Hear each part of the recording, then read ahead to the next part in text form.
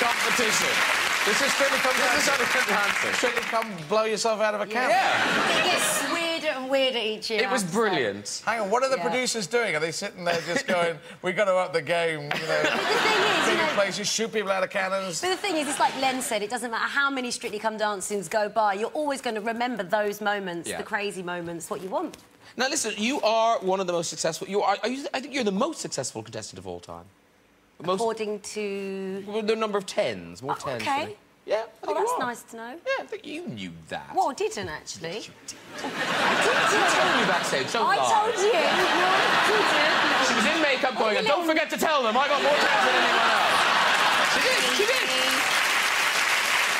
I hope I hold the record there, that'd be cool. Yeah. And because you were kind of a controversial booking for the thing, has that all blown over now? Oh, absolutely. Definitely. I mean, it's been 3 years. Yeah, and also 3 incredibly successful series of the show. Oh, definitely, of course. You know, I think with anything like that, you have to understand that there'll be a storm, but you just have to weather it and... Yeah, but it was normal because, you know, you knew people outside your house and journalists and all that sort of stuff. Oh, it was very intrusive at the time. But I think if you're going to be in this industry, you have to accept that things don't always go your way. I mean... You're a judge on a dancing competition. Well, of course, and I think, Graham, in hindsight, that's what got me through it, because you have to keep a clear perspective on things. And, like you say, it is just a dance show. Nobody died.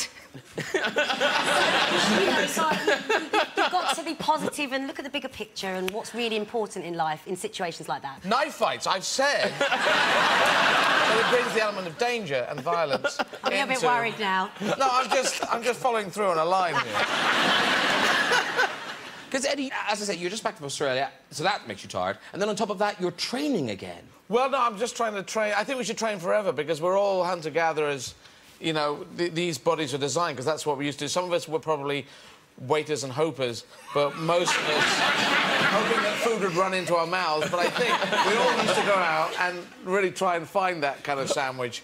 And now we don't. For the last 2,000 years, we've been saying, hey, let's watch telly and eat pizza. And so I think we've got to be out there. That's why I'm doing barefoot running, because that's more... But you don't bear... Like, do you mean...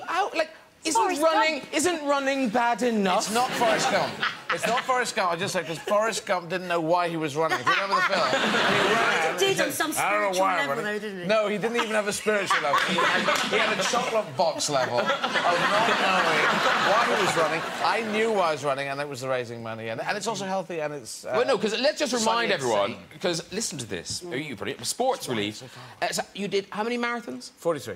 In how many days? 51. Wow. By doing that, Eddie raised almost £3 million. That's incredible. Was it more than that? It wasn't 3. It was only 1.8. Only 1.8 million. No, because I got told by someone who knows that what you did is physically impossible and that experts should come and poke you with a stick. Oh. Well... No, there was an interesting point. After I did 2 in 2 days, I did realise... I did think I could stop now and I could dine out... This idea of dining out on the story. Yes, I once ran 2 marathons in 2 days. I could have done that at that point, but then it went to 3 and 4. And after 15, no one believed me. That was the interesting thing, going around the country and I've just... You know, North Wales, I just run here from London. And they go, yeah, all right, what do you want? And, you know, it was like you were saying, I've eaten a car. It didn't make any sense. You climbed Mount Kilimanjaro. Yes. Which seemed impressive at the time, but now doesn't look so good. It's the hardest thing I've done in my life. Try 43 marathons. I did know, seriously, it did look very tough, but you had trouble... Trouble with everything. Did you have a peeing incident on the mountain? Actually, going to the toilet was the worst part about Mount Kilimanjaro, because obviously for guys, it's easy, you can do it anywhere. But for us ladies, it was really difficult, and you just have to find anywhere. And one time I found somewhere private, and I was really pleased with myself, till I stacked it and nearly fell off the side of the mountain, and I'm grabbing on for dear life. And then when I emerged in front of everyone, was I gone long? And I really tried to act calm, as if nothing had happened. I was so embarrassed because of how it happened. Yes. You know what I mean? Did you go all over yourself? No. Do you imagine? I know. You're like, what's that? like the fountains in Vegas. What's that?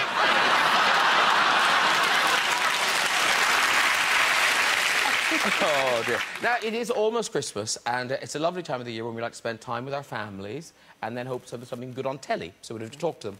And you guys have come up trumps. Obviously, the Strictly Christmas Day special. Yes. Is that all done? All done.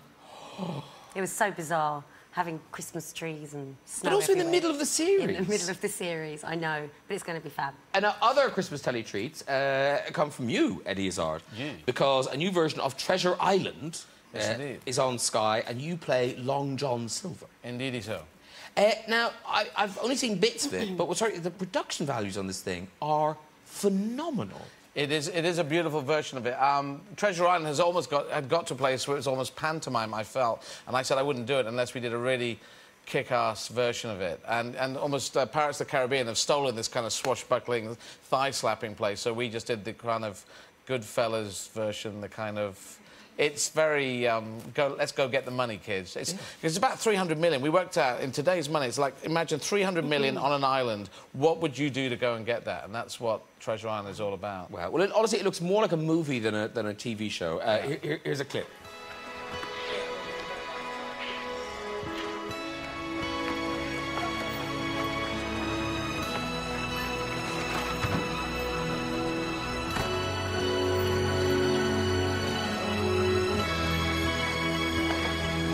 Trelawney.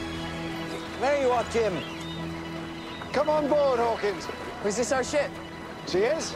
My Hispaniola, bought and fitted. Squire was saying he could sail her tomorrow with the services of a crew as simple to secure as the ship itself. Captain Smollett, who makes his way from Plymouth with all the haste of a snail, thinks we're a dozen short. I say she's a lovely ship, sir. Well chosen. Thank you. She's got an arse on her that would sit well on any rollicking sea. I always say a man who could choose a good horse could choose a good ship just by looking at its arse. And you, sir, look like a man who knows his way around a horse's arse. Yes, I do. And it's on Sky 1 on New Year's Day and the day after. I believe we call that January the 2nd. Now, what happened to ooh-ah? No ooh-ahs? No pirate talk? No, we made sure there was no... You never say Jim Ladd, or we just took all of that out, and we just wanted this to be a down and dirty... Well, it's like, if you imagine when Tim Burton did the first Batman, he took it from this kind of pantomime thing into a place with edge, and that's what this story is. People like Rupert Penry Jones, Phil Glenister, Elijah Wood, Donald Sutherland. It's a magnificent cast. And having come from this place of comedy and been pushing to go to a dramatic place for a long time, it's wonderful to be playing with these people. And also you are in another Christmas treat, Lost Christmas. And that goes out on the 18th of December on BBC1. What's that about? Lost Christmas is an urban fairy tale. It's like It's a Wonderful Life. It's set in Manchester, but it has the feeling of It's a Wonderful Life. It's a beautiful little story. It's quite dark, but the family will love it. Well, it sounds very Christmassy. Yeah, I think they'll like that. Very, very good. Now, moving on, because who are my next guests tonight? Elementary, my dear Watson, it is the stars of the new Sherlock Holmes movie, Robert Downey Jr. and Jude Law!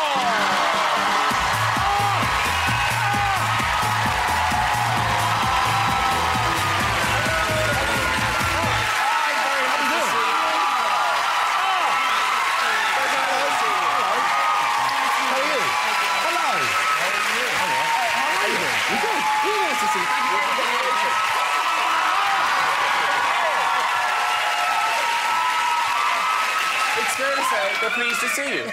Good. They thought I was lying. Robert Downey Jr. and Jude Law, I'm sure. So, how was the premiere? Wet. Just a little wet, yeah. Oh, okay. I always feel vaguely guilty when friends from America come over to premieres and you know they've just been in LA and it pours with rain. I always feel like